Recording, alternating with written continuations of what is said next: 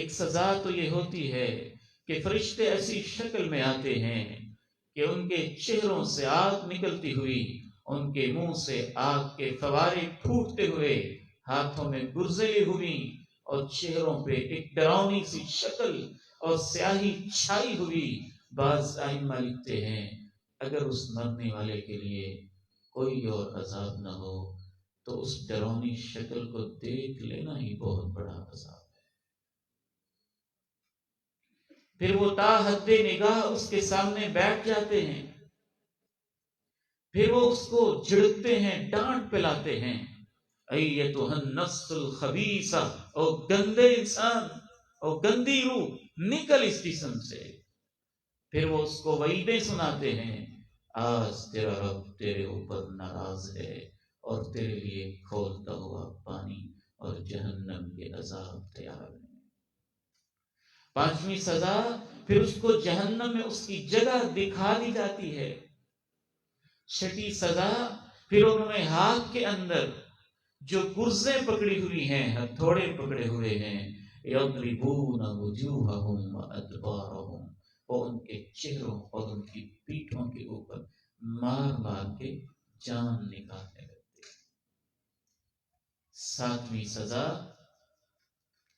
انسان کو نظر آنے لگتا ہے میرے لیے توبہ کے موقع تھے اور میں نے توبہ نہیں کی۔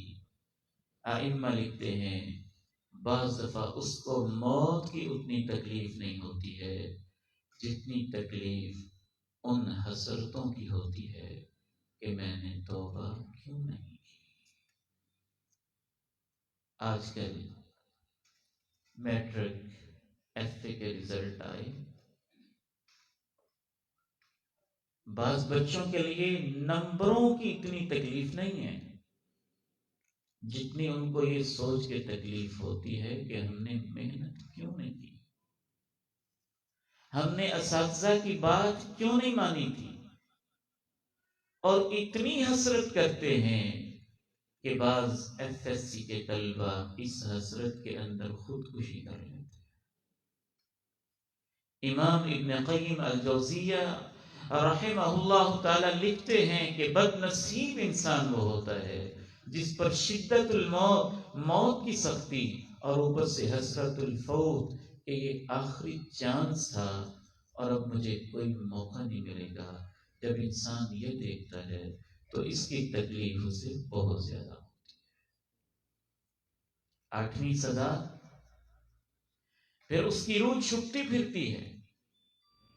جب وہ چھپتی ہے تو پھر اس کے انگ انگ سے، ٹکڑے ٹکڑے سے، ایک ایک کر کے، ایک ایک ریشے سے، ایک ایک ذرے سے، ایک ایک سیل سے اس کی روح کو کھینچ کے نکالا جاتا ہے اور تکلیف کے ساتھ نکالا جاتا ہے۔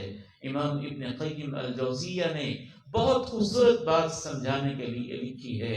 آج دنیا میں ہمیں جتنی بھی تکلیفیں ہوتی ہیں وہ ڈائریکٹ چوٹ جسم کو لگتی ہے، روح اس کو محسوس کرتی ہے، اور مرتے ہوئے ساری چوٹیں ڈائریکٹ روح کے اوپر لگ رہی ہوتی ہیں، اس وجہ سے وہ تکلیف زیادہ محسوس کرتا ہے۔ نویں سزا، پھر فرشتے اس پر لعنت بھیجتے ہیں اور آسمان کے سارے ہی فرشتے لعنت بھیجتے ہیں۔ 10ویں سزا، اس کے جسم سے ایک بدبو خارج ہوتی ہے اور پوچھا جاتا ہے یہ کون، کس کی بدبو ہے، اور اس کا بدترین نام لے کر بتایا جاتا ہے یہ فلاں بدکار انسان، فاسق، ظالم اور کافر کی بدبو ہے۔ ہاں، اگر زندگی میں اس کے برے اعمال تھے اور پھر مرنے کے بعد اس کی شکل بدل گئی، یا اس کا رنگ بدل گیا، یا اس کا حلیہ بدل گیا، یا اس کی ایسی کوئی کیفیت طاری ہو گئی اور زندگی میں بھی اس کے اعمال برے ہی تھے، لوگ بھی اس کو برا ہی سمجھتے تھے، تو یہ بعض دفعہ علامت تو ہو سکتی ہے کہ کہیں اس کا خاتمہ بھی برا نہ ہوا ہو، لیکن ہم یقینی طور پر کسی کے بارے میں کچھ نہیں کہہ سکتے۔ یہ سب معاملے اللہ کے سپرد ہوتے ہیں، اور آپ کو اللہ کا واسطہ ہے کہ یہ فیصلے اپنے ہاتھ میں نہ لے۔